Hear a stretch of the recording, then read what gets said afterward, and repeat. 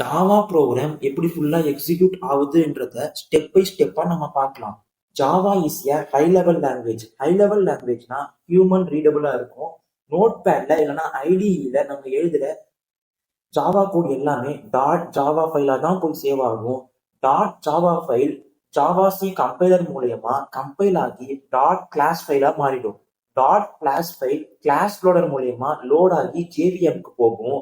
JVM அதை byte கோடா மாத்திடும். Byte code verifier மூலயமா இன்டர்பிரிட்டருக்கு சேஃபா இல்லையான்றதை செக் பண்ணி இன்டர்பிரிட்டருக்கு அனுப்பிடும். இன்டர்பிரிட்டர் அதை லைன் பை லைனா எக்ஸிக்யூட் பண்ணும். எக்ஸிக்யூட் பண்ணி அதை மிஷின் கோடா மாத்திடும். Machine code totally understand by கம்ப்யூட்டரா இருக்கும். அப்புறமா ஜஸ்ட் இன் டைம் கம்பைலர் அந்த மிஷின் கோட ஃபாஸ்டா ரன் பண்றதுக்கு யூஸ் ஆகுது. ஃபைனலி ஜாவா ப்ரோக்ராம் இப்படிதான் எக்ஸிக்யூட் ஆகுது.